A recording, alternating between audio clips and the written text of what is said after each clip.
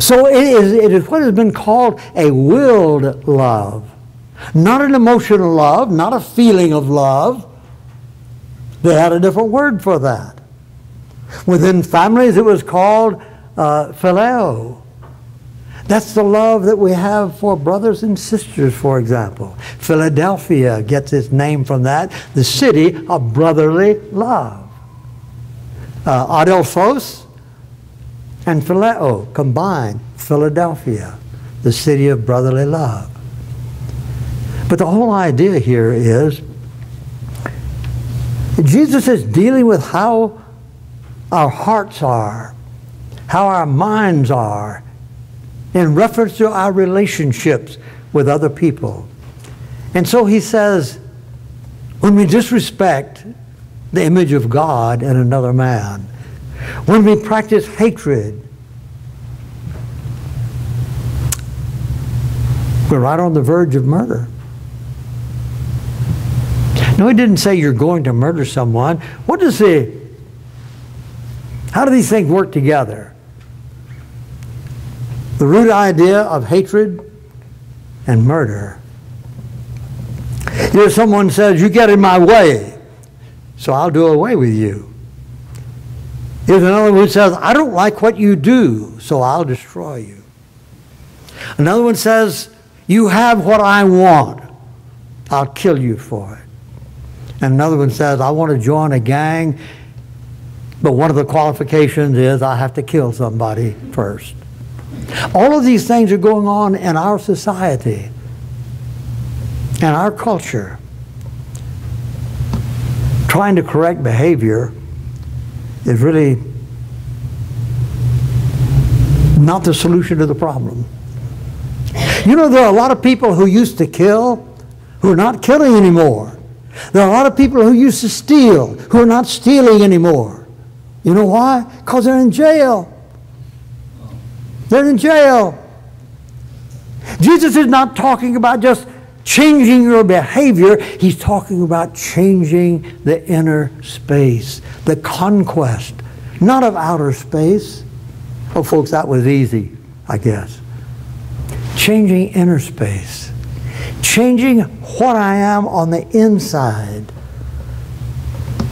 Well, outward behavior is important, but it's not ultimate. Outward behavior will change what we do, but it doesn't necessarily change who we are. Proverbs 4, keep your heart with all diligence, because out of it come the issues of life. You better clean that thing up, is what he says. Because that's the root of the rest of your life. Our culture constantly emphasizes the appearance of things. Are you too fat? Are you too skinny? Are you too old and haggard looking? Do you need a facelift? Do you need to make a better appearance before people? Do you have the best personality? How can you improve yourself to be a little bit more successful? How do you come across with other people? And so on and on and on it goes. I used to teach speech and communications in Vienna, and in our textbook there was something that was very fascinating to me, and I want to read, I want to refer to some of these things. When you're in a communications situation, which we are all in many, many times every day, the writer said this. He says, there is the public you, that is the kind of you that everybody sees. And then there is the intimate you. Well, that's the you that your family sees, that your closest friends see. These two things are very behavioral. I can be one thing in public and not the same thing in my heart. I can be something to my family and not the same thing in my heart. And then there's the self-perceived you. What do you think of yourself? Well, that can be a little bit confusing. It's kind of like Paul says, you ought not to think of yourself more highly than you ought to think. And this is where conceit comes in, and arrogance and pride. You know, oh, I'm not that way, I am this way. Oh, I am not guilty of that, I am this. And so the Pharisee and the publican, when they went up to the temple to pray, the Pharisee stood and said to the Lord, Lord, I'm glad that I'm not like other people. Well, yeah, you might say, yeah, I'm glad I'm not like some other people I know too. There's nothing wrong with that. But it was the self-righteousness. He did not see within his own heart. It was the self-righteousness that was his fault. The self-perceived you can be true or it can be false. And then there's the you that you wish you were. I aspire to this, I aspire to that. Good or bad. I may want more power. I may want more control over other people. I may want something that is forbidden. I may want another man's wife. I may want somebody dead. So you see, the you, the me, that I perceive myself to be, or the you or the me that I wish I were, might not be very accurate. And then the most difficult one of all is, what about the real you? Not the you see, not the you the public sees. Not the you that you wish you were, but the you that God sees you to be. What about that one? You see, until we begin dealing with the inner space, the outer space, our behavior is never going to be perfect in the sight of the Lord. Change your heart. That's the idea. That's the idea that Jesus had. Change your heart. Well, of course, the problem comes up. How in the world do I do this? Well, the first step is just to come face to face with the fact that I need to change. How much of the time do we spend in prayer, and I'll say something about this again in a moment, but how much time do we spend in prayer asking, God, change me from within. I don't like me the way I am. From within, my heart, my mind. Change me, Lord. No, I think we probably pray a little bit more for our outward behavior. Help me to do this, to do this, to do this, to be right. In Matthew 23, the whole chapter there is given over to 7 woes. Woe unto you, scribes and Pharisees. What's the next word? Hypocrite. Hypocrite.